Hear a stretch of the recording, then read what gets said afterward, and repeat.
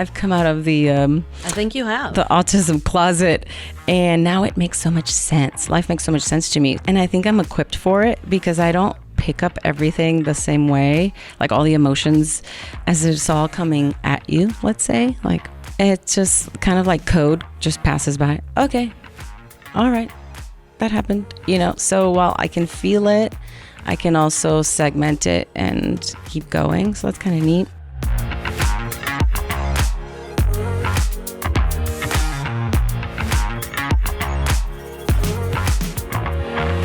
Hi, I'm Courtney Gumbleton, and welcome to the Founders Club podcast, the show where you'll hear the incredible stories of the unapologetically ambitious women founders who are redefining the wild world of entrepreneurship in Texas.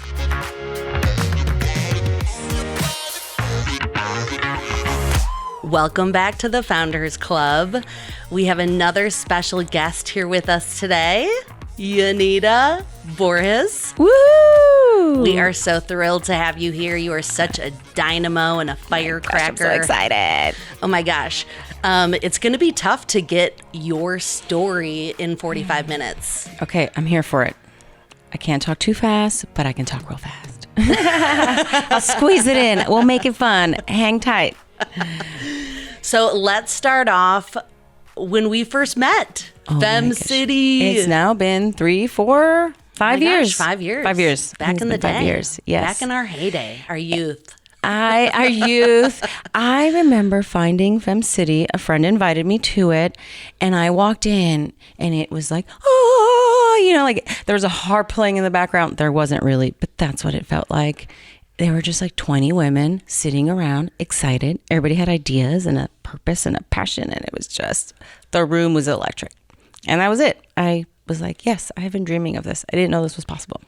It really was amazing just for all these small business owners to get together to talk about our trials and tribulations and celebrate tiny wins. So amazing. What was neat for me was just to see them, to see they existed. Because I thought, I was in my own world cranking on my own businesses. And when I saw it, there wasn't just like a few more, there were a lot more. And they were doing some big things. And it just gave me more boldness to be like, oh, she has a storefront. What? Keep going, Yanira. Yeah, it was great. That's right. There was so much about just discovery and curiosity about what are you doing, but also how can we partner? Yes. All those synergistic energies of people getting together. You make tea, I make coffee, I have a kitchen. Let's do these things together. Yes. Because women are so much better together, wouldn't you say? Yes, together we're better. Obviously, I'm here to tell you my story about, I've literally been like swimming in just women. That sounds really crazy. I have been living with predominantly women my whole life. I even went, fun fact, are you ready? I love a good fun fact. I went to an Don't challenge me with a good time. all girls Catholic high school. Oh my gosh. This gal. I chose it. And I swear to you that I have zero attraction to women, right? This is a non-sexual. It is purely like, that's where I feel comfortable. Who chooses an all-girl Catholic high school? I was going to Catholic high school either way, but I chose them because there was a gazebo on the property. That was one of the parts. There was a gazebo there. I'm like, who has a gazebo at high school? Let's do it. Plus the culture, it was different. Was that like a pinkies up situation? Were you feeling fancy with this gazebo? I needed it. I was growing up in the Bronx, the South Bronx, New York. It's the 90s. Any pinky up moment, I was there for it. I was like hungry for different. You're just gazebo hunting. Gazebo hunting. And I knew there was more than like, not that my life was terrible, but I just knew there was more out there than what was happening in my bubble and in my family and in my home. And anything that looked slightly fancy, slightly different. Well, tell us about the Bronx. Y'all, did you know that there was like, for many years, they were burning the Bronx. Like buildings were being burned in the Bronx. This is in the 70s and 80s for insurance fraud. Oh my gosh, and I had no idea. This was like government run. There's a cool Netflix show about the Bronx where they like cover some of this. Well, what's it called? Music and hip hop. I don't remember. We'll find it in the show notes if there is such a thing, or I'll tag you. So the Bronx had been a place that had just been like systemically, just literally, they were burning it for money. So when we get there, obviously we're there because guess what? It was probably really inexpensive to live there. Or that's where my mother was able to get like housing, assistance, etc. So it was sort of like the ashes post. And I didn't know, like post all that fires and stuff, like there were burnt out buildings. I'm walking to school and there's, so the backdrop was not pretty. So I think I was desperate for things that looked pretty. And when I saw it, like a gazebo and some cool ladies hanging out, and that was really charming to me. So yeah, the Bronx was kind of gnarly, and I didn't know it till later. I'm like, wait a minute, what? Those were actually crackheads in that building. And just like a homeless person who, I don't know if there's any city dwellers here, but if you live in a big city, you're walking by someone who's homeless, you're walking by some things that are just not pretty down the streets of New York City. But living in the Bronx, it was especially not pretty. But anyway, I had no idea. So I went to school and came back. And I'm really glad I went to that school because we were free in that school. Wow. Boys were not in the equation. They didn't matter. As I've talked to like other girls, like we spent our time, we rolled up looking imperfect, in our like messy hair. But right before leaving the building, the bell would ring. Everybody's free to leave. The bathroom is full of girls putting on makeup, rolling up our skirts, getting real cute. Because as an all girls school, boys come hang out and like wait for you at the end of school time. So it was a really fun time where the girls would all get in there to like get dolled up and go be pretty. Could you just imagine if right now you were at that school and you were taking selfies by the gazebo?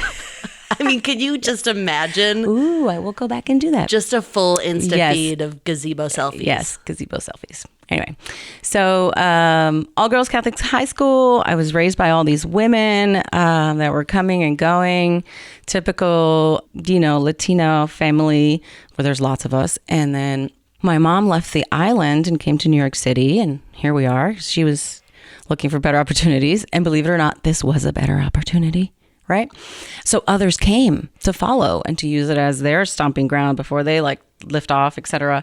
So there were always multiple families kind of rotating through the house. I read that you had 12 aunties. Can you describe this? Yes, there are more than 12. And I wanted to clarify, they weren't all there at the same time. So let's see. On my father is one of 13. And so those are 10 because there were only 2 boys. And from my mother's side, she had pretty much like the same, but they were her aunts, if that makes sense. So they were my second aunts.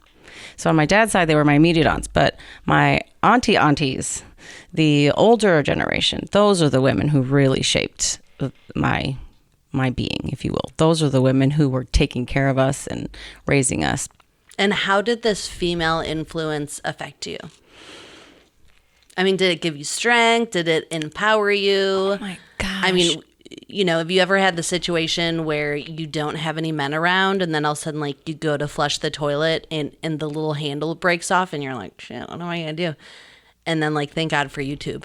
But before that, you had your aunties. Yes, and my mother. Yeah, absolutely. And so it was a team effort. I definitely learned about team effort. I learned about people's differences because there are so many personalities when you have that many women around. So that I really had to kind of learn, as we'll soon find out more about my neurodiversity. I'm a great mimicker, and you just sort of try on things you see and be like, how does that feel? And I think I had an exposure to so many different people. That's all sort of fed into this, like, this dynamo person you were talking about. Mm-hmm. Also, yes, when figuring out paperwork and math and the car is broken. My mom is tough as balls. And the women around her, at that time they were much older. So some of these aunties were in their 70s, 80s, and they lived until their 90s. So they were also like tough as nails and not going anywhere.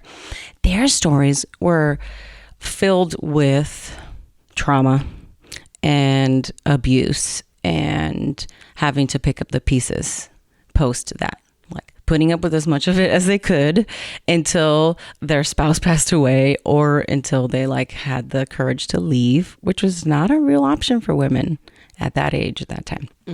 My mom had the option of leaving, and she left. But she was raised by the woman who put up with it for 30 years, you know? So a lot of the women were married to alcoholic men. That was the trend, the raging kind, you know? So I saw a lot, and I also spent a lot of time in different people's homes, because then we would all, like in this tribe of women, they don't all stay, and like we didn't have like a compound, you know, it was, they leave. So then we go follow them and we visit, and this intermingling. So the big thing is that it wasn't just during growing up, like they're always there. Even if I don't see them or talk to them, they're so interwoven, because the way the culture goes is like you're everywhere together. So while they were more than 12, they were there 2 or 3 at a time, if you will. And then their daughters became my cousins and my best friends. And the web just kept growing and growing. So I learned a lot from all the ladies. I remember my mom changing the flat tire. You know, we lived in New York City, and New York City is kind of a rough place. It's just fast. It's furious. It's like nature, you know. They're just like, no, we're going to like whip you into shape. Let's see if you're tough enough for this city. So I watched my mom build this thick skin, you know. Yeah, so I didn't recognize all of that hardship that we just discussed until after I left the Bronx, because that's just the way life is, you know. We also had joy, and we laughed, and we had parties, and the house was always full of people. Comedy was a big part of it. I think maybe getting through hard times. Unfortunately, we were all making fun of each other. There was also a lot of dysfunction along with it too, so I kind of learned what I did not want. But there's a really important lesson in all of that too, especially being a mom, you know, and reflecting on your childhood and your issues with your parents, being like, I remember how that made me feel. I never want my child to feel that way. I will never do that. Yeah, so I feel like I was well armed. So did you feel like you could be yourself, your authentic self, when you were a kid? No. Why? No. I think part of it is the neurodivergency piece. One of the things that some of the people struggle with, and I'll say, and I don't think everybody knows what that means either. Yes. Those of us who have diagnoses do, but I don't think everybody does. Correct. So maybe I should start there. I didn't want this to become a science class, but I have been diagnosed as being on the autism spectrum.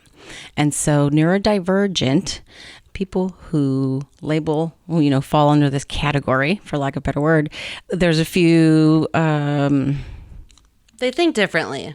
Right? You think differently. The brain is wired slightly differently.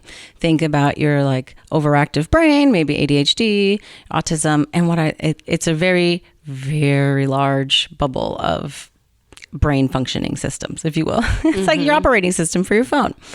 And so my operating system is this way, not knowing that was my operating system at that time, the way my brain worked. Part of it, like there's some glitches, and seeing oneself and sort of like, who am I? Where am I? It was really hard to wrap my brain around. And there wasn't a lot of space for nurturing self, you know? So the people around me didn't have a lot of time and space to like give me space and pull me out. Who are you, right? It was just go. It was very... Did you ever feel like you were different as a child? Did your... You know, those women in your tribe, did they ever feel like you were different? Absolutely. All the time. Okay, here we go. There are some photos of me as a little bitty baby. No face, no smile, no frown, just like flat affect. Oh, yeah. You're like, what the fuck's happening here? It's kind of my face. Okay. You know, you take the kids to JCPenney style and you get your photos done. Way back when you would go to a little department store. So those photos, there's some photos of me and it's really large, blown up. And I hear stories of how hard it was to get me to smile to take photos. And it was like a really big deal. I then also have photos of me smiling. But in the early years, there's not a lot there. I was just not a lot of feelings. So that's interesting. So that plays into my personality. I was maybe a little bit more shy. I didn't want to like it just didn't come naturally. It didn't come naturally. I was a tomboy for many years and I played sports. I found myself like something about sports is there's some bookends around it. There's some rules. There's a template to follow. Oh, yeah. There's some structure. Oh, my gosh. Give me structure all day. And there wasn't a lot of structure in my life. There was a lot of love and a lot of stuff happening, but structure was lacking. So I just kind of kept to myself. They were also very loud, and I have some sensory issues with sound. So there were times when I would hide in the closet because, it was just too much. I also spent some time, I felt super different. Short story. I spent part of my time in New York City and then part of my time in Puerto Rico during the summer to go see my family, and my father lived in Puerto Rico. So I straddled both places, and many of us who have done that, you don't fit in Puerto Rico, you don't fit in when you come back to New York City. And then the aunties over there treat you differently than the aunties over here because life is a little different on the island. And there was a constant not really fitting in. So through sports and team, there you go. I was on a team also since I was in middle school. I played basketball. I played basketball. What? Love basketball. And it's so funny because I still love basketball. Me too. Like, I'm cray-cray over March Madness. I freaking love it. And it's funny because my husband will be like, oh, basketball's boring. And I'm like, are you kidding me? Basketball's the best. It's the most fun. I mean, sorry, baseball. Snooze fest. I needed a sport that was going to be a lot of movement and the structure, and there was a lot of things that played to my strengths. So also, and it's just so exciting. I mean, it's just nonstop exciting. Blocks, 3-pointers, boom, boom. Oh my gosh, run down the court. Oh my gosh, get the rebound, go. Yes, all of it. So I played that through college. I played basketball in college, y'all. That's amazing. Yes, another fun fact. And aren't you a basketball coach right now? No, I was talking about I envision that someday. Oh, okay. But now my kids are of age. Well, you put it out in the universe. I did. So yes, someone come find me. It's going to happen. I know, like me and all the time I have. Yes, let's do it. I can totally see your personality out on the court. Oh my gosh, I would be great. And a bunch of little girls and getting them pumped. And I found a lot of strength through that. So the strength and the that I had among women made it really easy to go to a basketball team, obviously the sports, but a bunch of girls hanging out, doing stuff together. And it was kind of hard work. So that called to me, and it was grounding all through. Also, fun fact, when you're working out a lot, it's really helping your brain balance. Now I understand. I was also organically I must work out. I've got so much energy, or there's so much I don't know what to do with. So, I've been on a team for a long time. So when you moved here back in, what was it, 2014? Sure. With the insurance company. Yes. You were, I read in Want to Know magazine that you were kind of looking for your tribe of friends. You're looking for some gal pals. I was. Is it hard the older you get? Does it get more difficult to find friends? It was very difficult. Do you feel like they're already kind of established, or where do you look? Do you go to bars, the grocery store, right? Meetup.com? All of it, because you're out of practice finding friends at that age. And again, back to my brain wiring, I had not yet developed all the skills that I have today to be so outgoing, and I was still very introverted and very shy. So that wasn't helping. I think the city has always had places. I finally found some places to start, looking for gal pals. I joined the Junior Women's Club. I joined the Chamber of Commerce. I was in the Junior Women's Club. Yes. Which group? Benacer. Okay, I was in there for a little bit. I did in Omniana. Omniana was the pumping group. And I met a lot of neat ladies. And that's where also it started. And it was so cool to see the infrastructure, to see the sisterhood, to see just how big. And they have already been together for many years. So it was a little challenging to really get in. And I want to know more. I want to connect deeply, quickly. And I couldn't find that there. There are lots of opportunities to have activities and be part of a group, but the deep connections, I didn't get there. So then comes Fem City, mind blown. Right. And then Fem City shifted to something else, and it left an opening. And two of us looked at each other and said, right before COVID, right? Yeah, a few months before COVID. Yeah. Because it took me a few months to then be like, okay, let's go. And we had our first She Dares collective. So because Fem City closed down, that sounds so terrible, but it that season had ended, you know? It went into hibernation. Yeah. And we were like, no, what do I do now? And I had seriously been dreaming about this before I met FemCity, before I found FemCity. And I had already started building a website for it because, you know, that's what I do for fun. I'll go build stuff online. And so my friend says to me, shout out to Leslie Shields, who's such a freaking firecracker. Talk about firecracker. Said, hey, didn't you say you want to do this? Did you say you're ready to build a website? Let's go. And so I said, okay. And we did. And here we are. And it's almost out of the ashes. Out of the ashes again. Was born. Wow. And now we're working towards our year 3. I'm so excited. I'm so proud. And I really like. So how is this group? First of all, share a little bit about what is the group for those who don't know. All these ladies listening. Gosh, this group is like your cozy sweater and a cool blazer on top. You know, that's like right. And on a nice fall day. Yeah, it's been crisp air. It is a group more than it is anything else, you know, and it lives outside of physical space now. But we came together as entrepreneurs, and not just entrepreneurs or business owners, but movers and shakers of all different kinds, those who are aspiring entrepreneurs, those who just like hanging out around entrepreneurs, right? So it's a group of diverse women from really diverse backgrounds who have come together to just like hang tight and hang on for dear life. Imagine you're building a raft together, right? And so much like my background and how I was raised, we're going to do the dang thing together.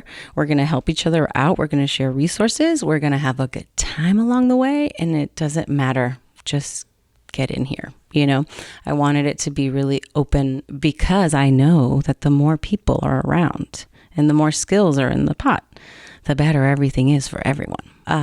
So this is a group where women can feel like they can be their true selves. They can be their true selves. And for real. And for true real selves. True selves. Like ridiculous, silly. Messy. Imperfect. We love imperfect. We love late. You can show up late. It's okay. You know? And they do. And you can show up and they do. Because I went to the last one and a few people, we're not going to name names here, but. Yeah, they showed up late. But guess what? And nobody cares. Nobody cares. You walk in, huge smile. Because we're happy you're there and you didn't miss it. You add to it. Like we really like every person is an add and everybody's really curious and really welcome because and what I have found is that many of us out there have been craving this, craving a place to just show up and not have to pretend to be someone else. Well, we're done pretending. We're not going to pretend anymore. So we followed some of the basic tenets of community organizations, right? So we meet twice a month. And this is surprising to people. And we have been meeting twice a month for 2.5 years. And we meet in the morning. We do a coffee and connect session where we spotlight women. We try to spotlight women at every single event. So we go to her place of business, her coffee shop, or we hear words from her. And by doing so, you know what's really neat is that person gets to promote themselves. They get to just practice speaking. They get to be seen and feel validated because most of us just like, do you see me here pedaling so hard? Yeah, we see you. You're awesome. Keep going. Then the rest of us get to like learn from that person. And while we're networking and connecting and finding how much we all have in common. And there's so many alignments and every event leads to more collaboration. And the next thing and the next thing. And it's just there's a lot of synchronicity. So please come and join us. So there's a morning event and then we do an evening event where we let our hair down and we still focus on highlighting women-owned businesses or women-owned projects, women running, doing something. And what we've seen happen is that we develop really, really neat friendships. Like I have some ride or dies now that came out of this group because it is imperfect and you get to the core of who you are much quicker. So it's a really beautiful place. Some of the women, I have seen them evolve personally, professionally. And while I don't take credit for their successes, I know that this web that we've been weaving is really strong. And I watched it happen the other day. In 1 month, this woman started with a wish. She had some obstacles, and in the course of a month, done. And it cost her $0. That's amazing. Because 3 women called each other and said, talk to this lady. No, you go talk to this lady and talk to this lady. And this lady, another shout out to Miss Megan Henderson. Woo! Stepped in and was able to provide, because that's the thing she does, connecting people. And it's, she said something really beautiful as we were all leaving. She always says something beautiful. She always says something beautiful. We love you, Megan Henderson. She says, what us women need to do, like keep doing, is to know each other. That's right. And that's what this is all about. It's not to just be in the room and swap business cards. Like, no, I want to know you. So that's what we're doing. And the impact is undeniable now. I'm collecting data and I will soon be putting out an impact report because it's kind of incredible. I love data. Me too. So I love what you just said about Megan Henderson saying, we need to know each other. So speaking of need to know, One to Know magazine, cover girl. What was that like? Did that just blow your mind being asked to be a cover girl? Blew my mind, like bloop, bloop, bloop. What? And also, it was a yes moment. With like a million exclamation points. Because first of all, when I saw the pictures from your photo shoot, I was like, where have you been?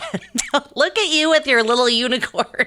I do feel like a little unicorn. That unicorn was gifted to my daughter, and it's a cool little like unicorn head as opposed to a deer head that someone would put on their wall, And obviously my husband and I have been working on a software company for many years, and everyone dreams of being a unicorn. And so the unicorn has been in my office for many years. Okay, so Want to Know magazine, you guys, dream come true. I thought I was on Vogue. That's all I'm going to say. It was my Vogue moment. That might be the closest I come to being on Vogue. Some other things I obsessed about. So when I was a little girl, I played office. And then there was a time when I got really into fashion and I obsessed over magazines. And I have a collection of Vogue magazines from Japan, from every country, because there was a time I traveled abroad to do some sourcing for another job I once did. And every country I went to, I would grab fashion magazines. And so it is beyond my imagination that I would be in a magazine. So I leaned in, ladies.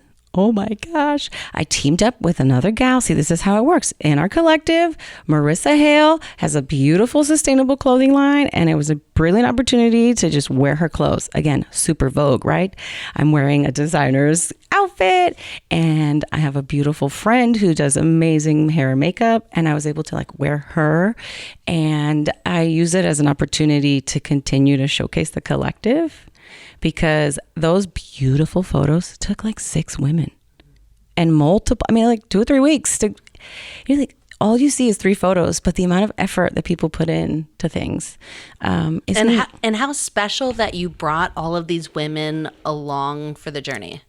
Yes. Wow, that's amazing. Yeah, did it feel good yes. to be able to be generous in that way? Yes, I can't help it.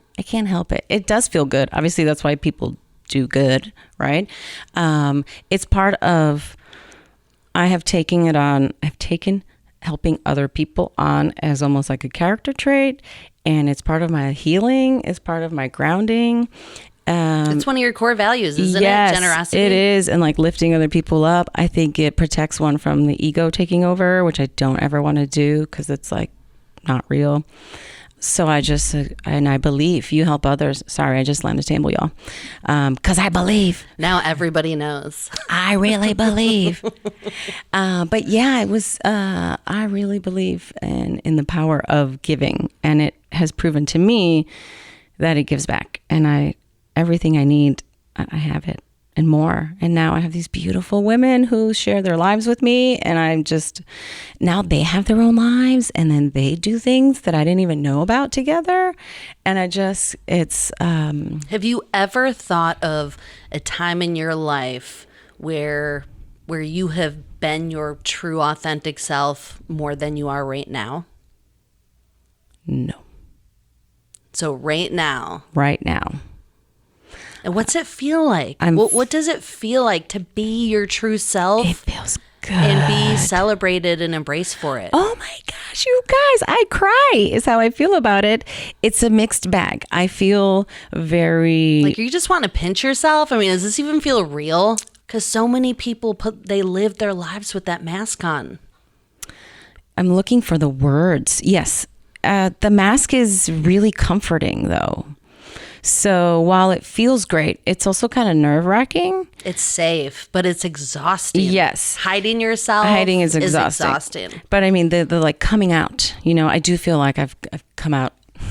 I've come out of the I think you have the autism closet, and now it makes so much sense. Life makes so much sense to me. So part of it is pinch me moments, and I think I'm equipped for it because I don't pick up everything the same way, like all the emotions. I'm a very emotional person, but as it's all coming at you, let's say, like, oh my gosh, you see all the photos and the things, and oh my gosh, it's just kind of like code just passes by. Okay, all right, that happened, so while I can feel it, I can also segment it and keep going. So that's kind of neat, whether that's a defense mechanism, because for a while I couldn't believe it. I mean, I cried when I read the story. And just like, who's that person? She sounds awesome. I'm very fortunate. I have an awesome partner who's like obsessed with me, and my family, we're all just obsessed with each other. And so we live in love, and that just spills out.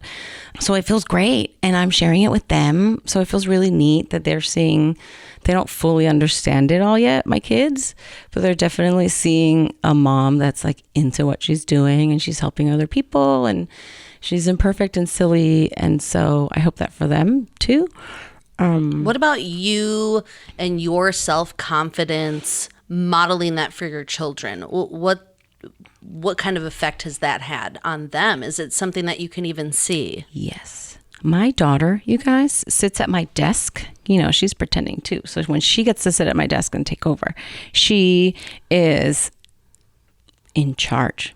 I can see it in her eyes, and she feels like, okay. And I see her when she plays pretend a lot. So she likes to teach, and she's in charge, and she's a leader in every situation, whether we're acting, whether she's teaching, she's in charge.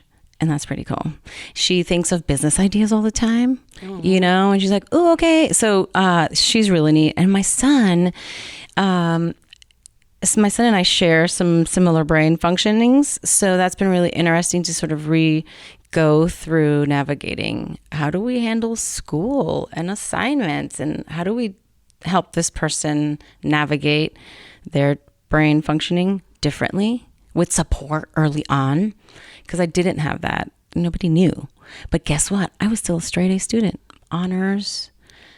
I was involved in student council. I was like overachiever on the team, doing all the things. Nobody taught me. Nobody was like, what? But the result for me was a lot of anxiety. And I'm hoping to minimize that for my kids. So that's my goal, is that like, I can't take away how hard life is going to be. But if we can help you manage your anxiety, I think all things are better. And do you feel like you have less anxiety now that you have a diagnosis? Yes. So having, I have ADHD, right? We're in the neurodivergent club. Yes. And I used to have a lot of anxiety too, because I knew something was off. And once I finally got that diagnosis, I'm like, oh my gosh, go figure. Because, when I was growing up, it was all of the little boys were getting diagnosed and getting put on Ritalin.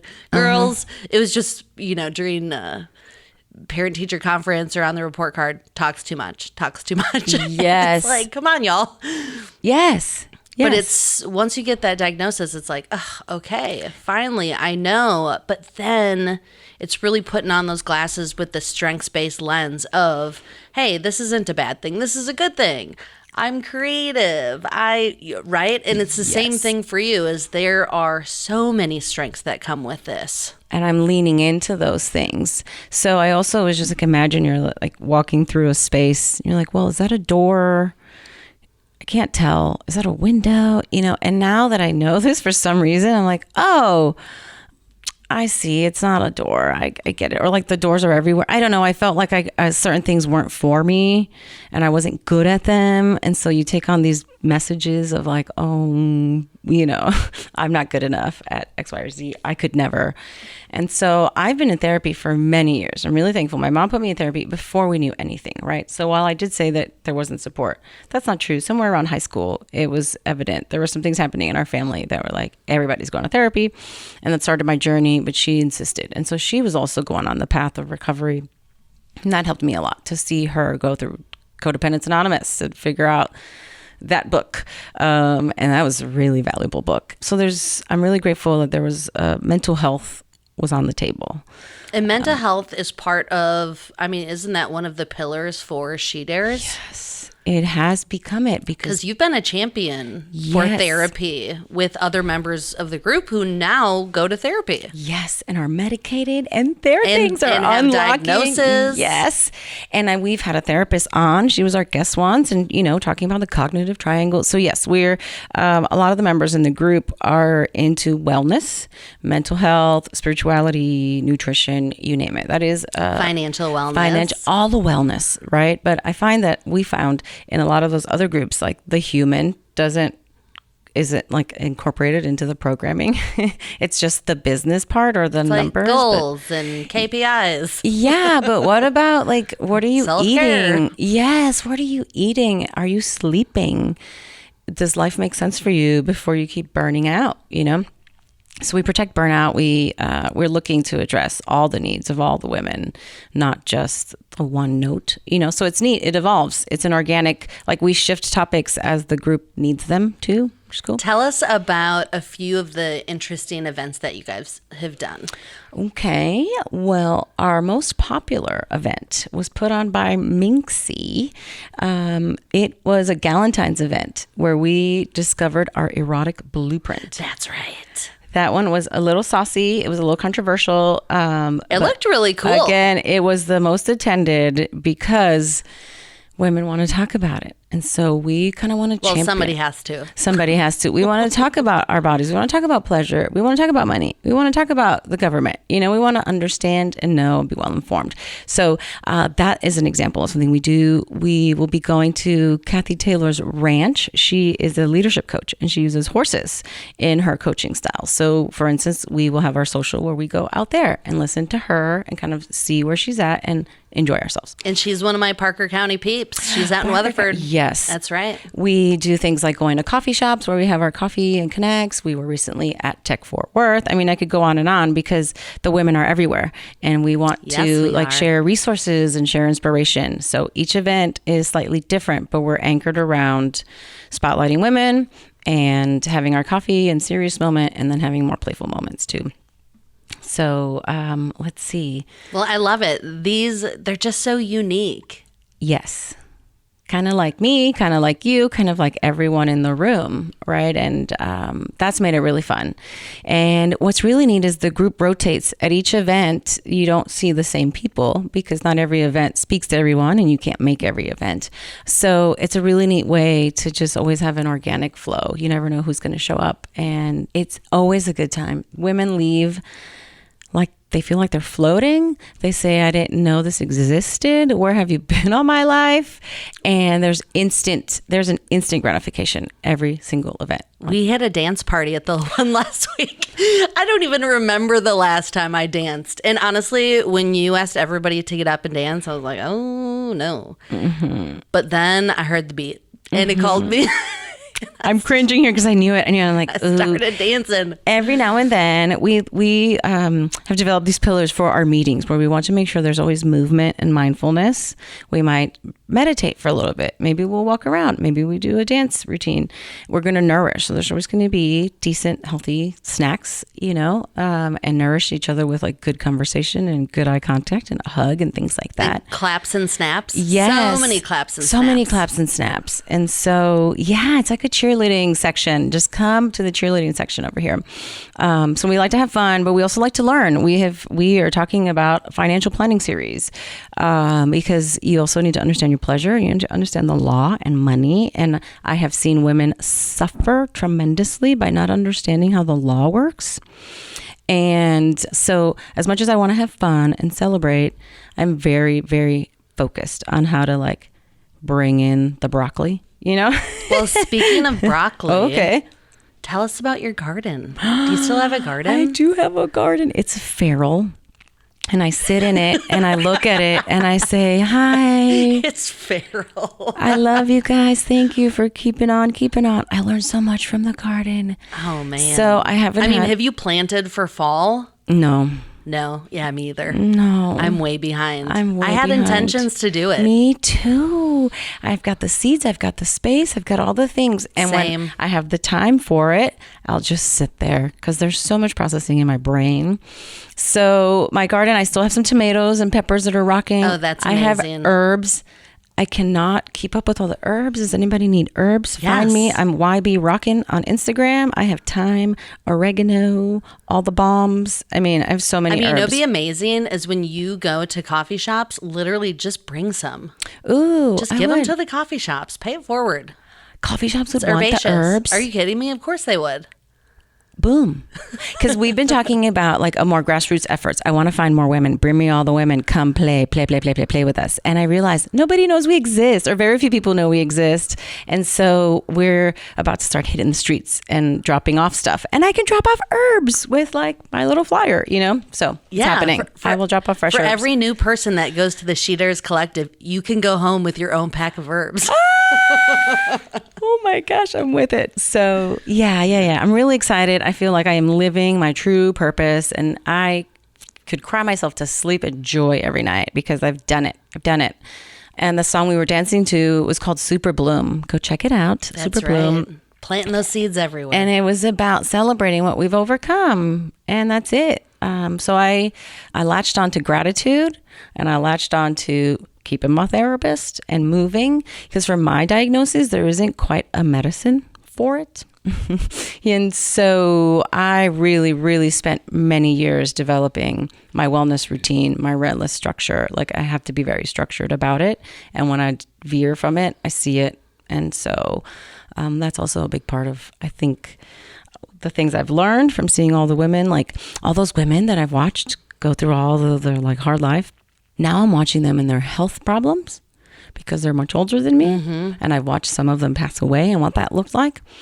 And I don't like what it looks like when we get older, ladies. I want to do something about this. I'm seeing a Golden Girls She-Dares moment. There's a compound. We keep taking care of each other. I don't know. And once we're in our like 30s, 40s, we have that harsh realization of, oh my gosh, we only have one body.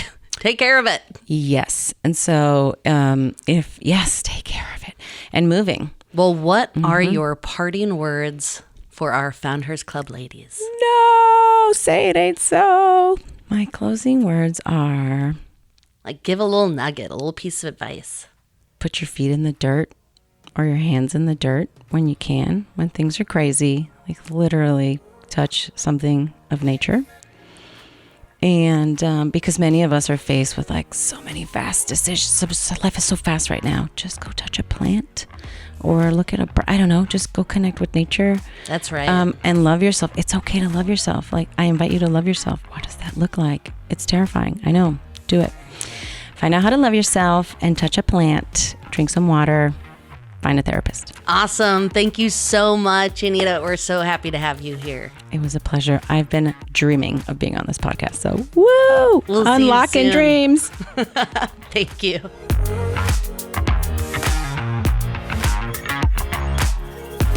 Thanks for listening to this episode of the FoundHER's Club, where women aren't just building a business, they are building themselves.